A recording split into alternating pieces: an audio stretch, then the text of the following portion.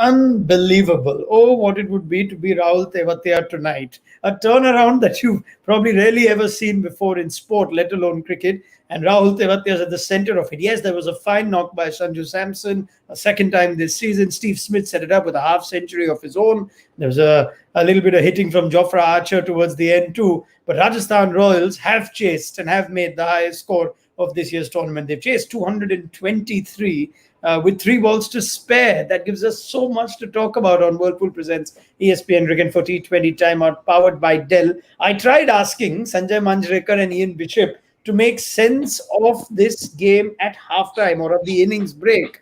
I don't know where I can start then if I have to ask them to make sense of this game at the end of it. Sanjay, thoughts? I guess you've got no choice but to start with me because Ian Bishop is now only with us. Can you see? Bish is on the streets, agitated in Sharjah. Enough to pitch for the bowler. Four bowlers. What do you make of that?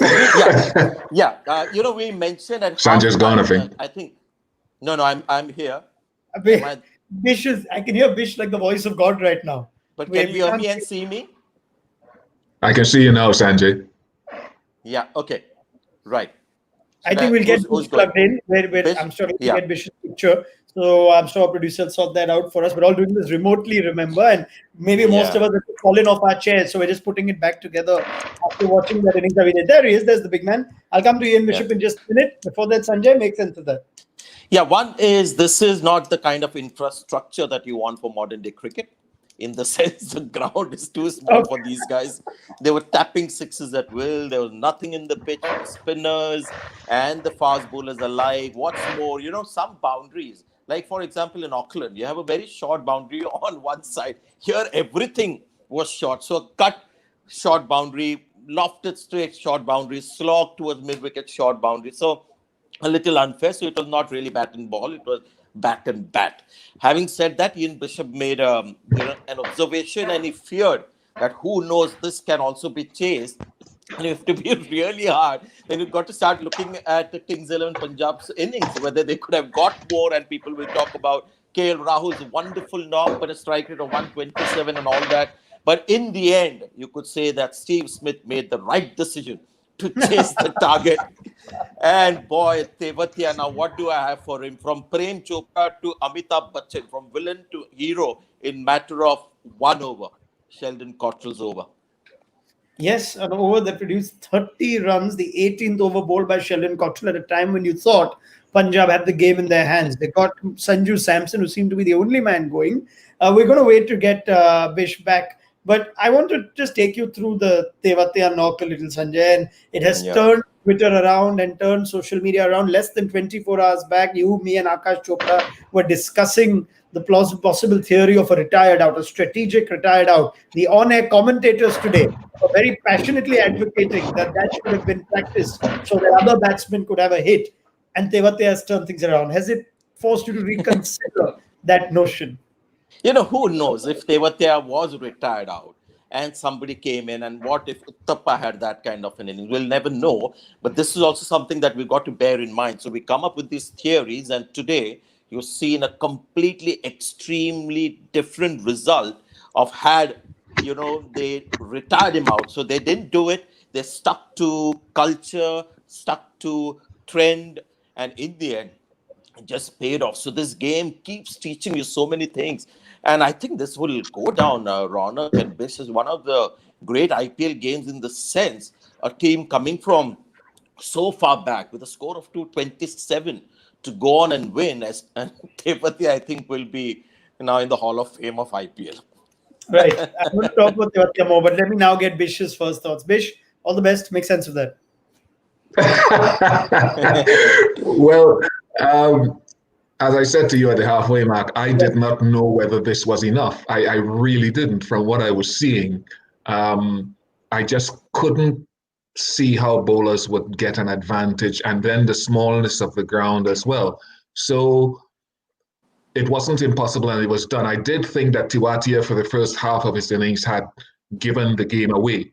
But again, as Sanjay said, we've learned something here, that the guy still had the wherewithal. I didn't know as much about him to be honest, now that we've seen that he has some hitting power. I don't think the first half of his innings went away or he or Rajasthan Royals would have wanted, but he came strong in the end and he did an excellent job. So it's really tough on the bowlers there.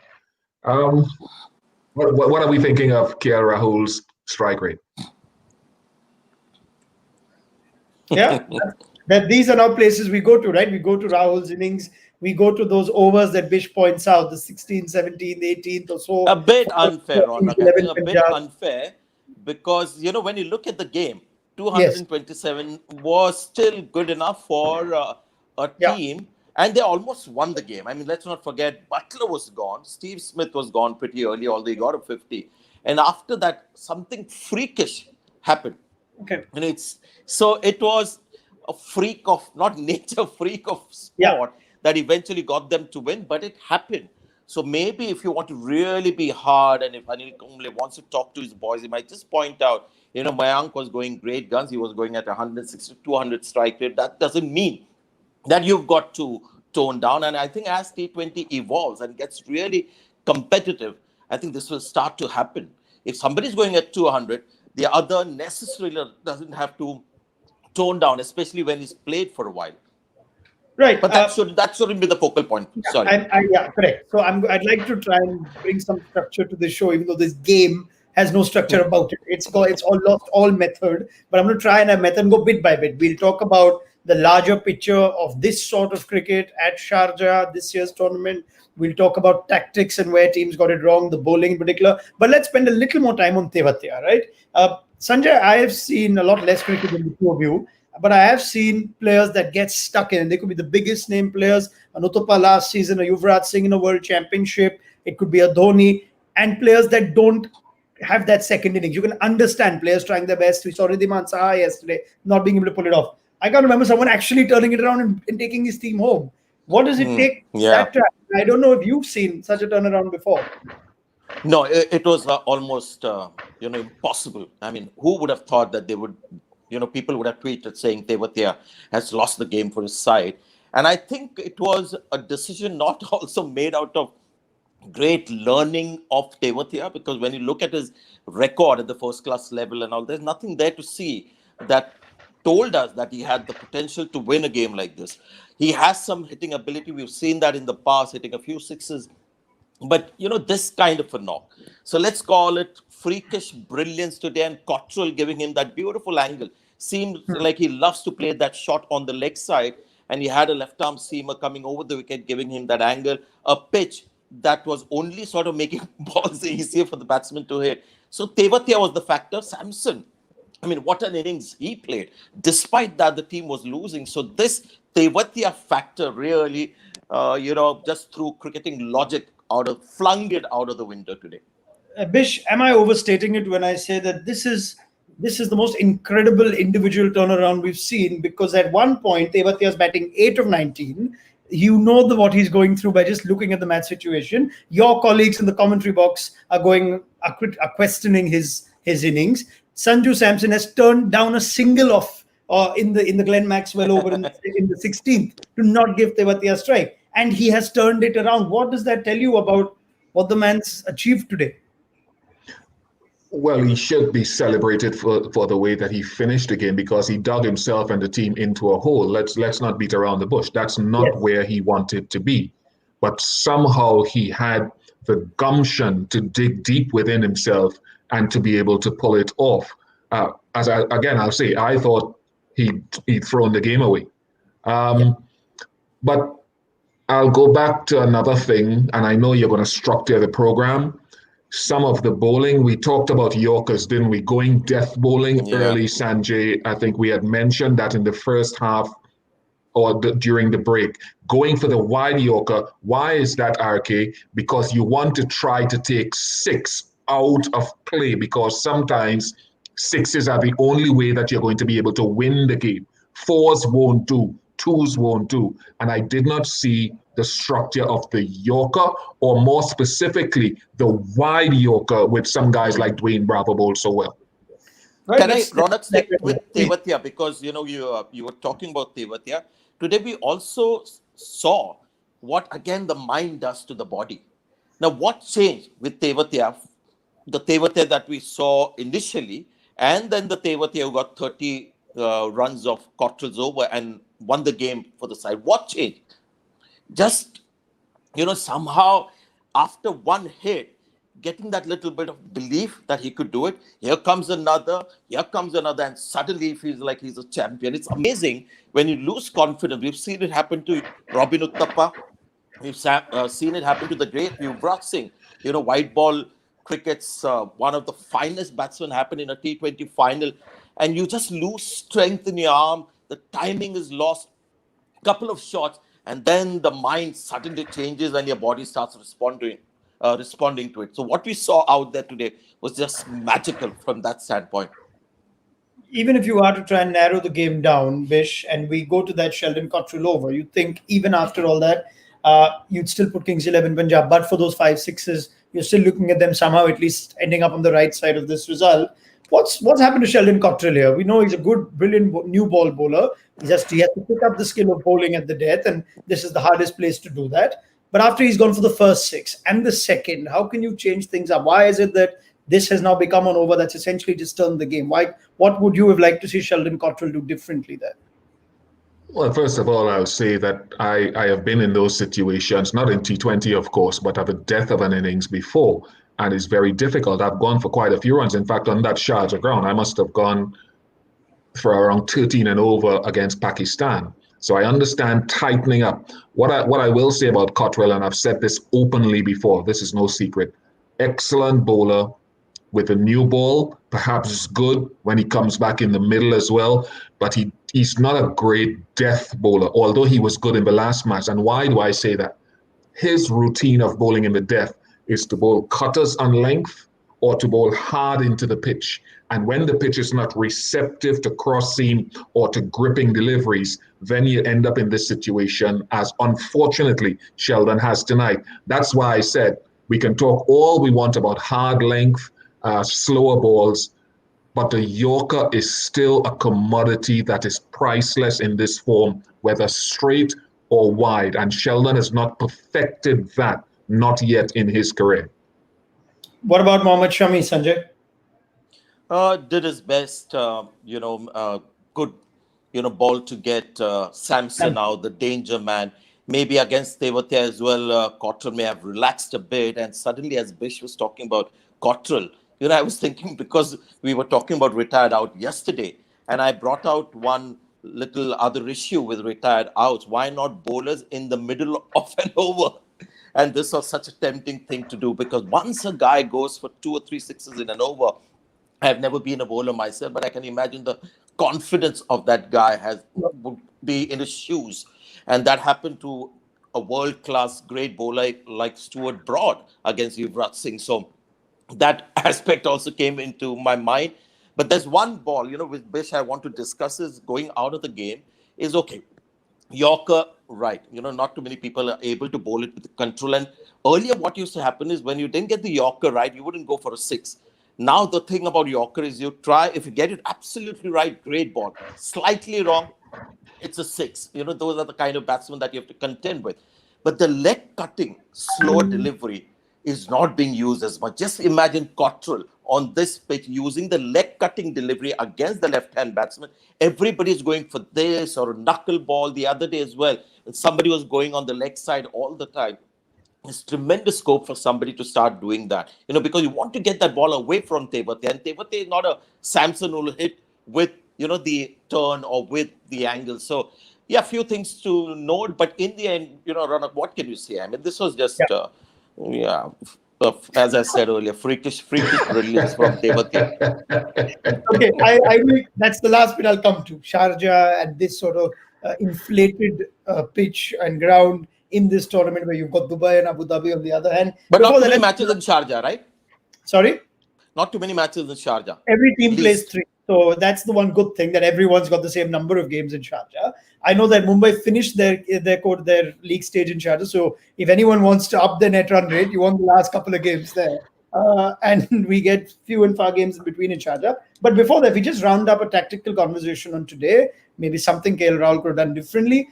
Bish, he saved 4 overs at the end for Shami and Cottrell, who until that who before those 4 overs had respectable enough figures given the day. He gives the 16th over to Glenn Maxwell. The over that goes for 21 runs where Samson takes him on and whatnot. He has the leg spin of Murugan Ashwin available. It's been the googly of Ravi Bishnoi that Rahul Tewatia was struggling to even get bat on ball for. If we look at that, is that a fair call to give Maxwell that over, which went for 21 and just to some degree gave them some momentum? They still needed 84 of 30 at that stage. Let me be totally honest with you here. We have been having internet problems, so coming down to the end of the game, we struggled to see everything that went on. So I'll say that first of all, but just speaking a little bit blindly because we lost stuff between, I think, overs 15 to 17 or somewhere around there. The matchups that we talk about in the game are something that is critical. I do believe that sometimes matchups are overdone. But what smart batsmen will do is, for instance, if Maxwell is brought on or Bishnoi is brought on to take the ball away from Tewatia, what he could do is just get a single and Samson could refuse a single to say, I want to take this guy on. I am more capable of hitting with the anticipated spin of the ball, and that is what we call a matchup. Yeah. See, Ronak, the Wi-Fi at my place was pretty good. So I saw the first over from Maxwell, and I think conceded just 3 runs with Samson being out there in the middle, Bish. So Maxwell was able to keep, until then, Samson the quietest. And we've seen Samson against leg spinner. He is brilliant. You bowl anywhere to Samson and he's got a shot for it. So Maxwell worked pretty well against Samson until that time. So I wouldn't fault Rahul for going to Maxwell against Samson. Yeah. His first 2 overs were for 8, and then came that 21 run over. So fair call. Maybe Nisham could have been an option towards the end and finish Cottrell earlier. Right, now let's talk about the larger picture of Sharjah and what this is doing now. I'm guessing for teams that are looking at their schedules, Bish, and seeing when are they getting to Sharjah, is this now giving us an indication of this being a venue where teams will have to either plan differently, bat differently, play a different set of bowlers or type of bowlers? Because after 2 games, this is going to be something that franchises and managements will have to keep in their minds. Oh, definitely. The groundsmen have done the type of job that viewers who enjoy the 4th and 6s will be absolutely ecstatic at, and I think they'll continue trying to prepare the pitches that way. And variety in a tournament, I suppose, is a good thing. You don't want every pitch being the same. You've got your high scoring ground, you've got your mid-range, and then you've got one where the bowlers have a more significant advantage. I think that I still want to go back to what we talked about, the way that batsmen bat. It's been a point, Sanjay, RK, that I have been in discussions with people about that when one guy is going, there's a minimum acceptable run rate that the other guy is supposed to go at, right? And it doesn't mean, I think 125 is, I think, the basic fundamental lowest strike rate that a top class batsman is supposed to go at, all things being equal, as long as it's not a bad pitch. This was on the other extreme. This was an excellent pitch. So while I love KL Rahul, I think on reflection, the pace at which he went tonight, he struggled. He didn't do it deliberately. I think he was struggling a little bit, was not sufficient. He didn't have to take ultimate risk, Sanjay, if you understand what I'm saying. I'm not saying he had to blast away, but there had to be a higher tempo at which he had to go, given the conditions and given the strike rate of the match, that would have been better suited to the game, and he could still have partnered Mayank Agarwal well. Sanjay? Best we made that point, isn't it, Ronak? That was the first point we made when you were not with us, about maybe now T20 cricket is constantly evolving. Every 2 years, it's reaching new heights. And I think this is one of the big takeaway. Just because the guy at the other end is going at a strike rate of 200, if you have the ability to go at 150, 160, you should continue to do that and not sort of, think in your mind, we're going pretty well, we would have enough runs on the board, because that cost them badly today, because they in the end didn't have enough runs on the board. Ronak, to answer your question about, I mentioned infrastructure, I've been very vocal about short boundaries and cricket not keeping up with the changing power that the game is seeing. I mean, Sharjah is a small ground. It's a tiny ground. And Bish mentioned at halftime that they've got the rope further in to accommodate the LED hoardings. Now, you've got to be a little proactive and have the LED hoarding, that Sharjah, on the fence and the rope as well very close. And all the fielders are aware that here the boundary rope is very close to the fence and they'll take care of themselves. They're athletes, they know how to take care of themselves. So make it a little fair. The other thing that I'll make a point that I'll make is, especially in IPL, Ronak, Bish, the fans are more evolved, I think. They are Yep. really into it, intelligent fans, and they don't like a game like this. They like to see balance between bat and ball. I think those days of fans turning up just to see fours and sixes, I think are Right. gone. We have a much Okay. more evolved fan Savvy. following for the game, especially the IPL. I could be wrong, Okay. but that's my assessment. Ronak Interesting. knows fans better. Yeah, well, every now and then, like Bish said, as long as there's variety, I think if every game was like this, we'd get a bit bored, wouldn't we? We'd have Yeah. the same competitions every day. Every now and then, if we are treated to, I'll hit sixes, you'll hit sixes, let's see who hits more. It's not necessarily the So worst. there But was no balance between bat and ball, but at least, as I mentioned, there was balance between two teams. At least the two That's teams true, worked absolutely. with Yeah, yes, balance, and in correct, the end, correct. you got a good result. Good And- game Sure. to watch.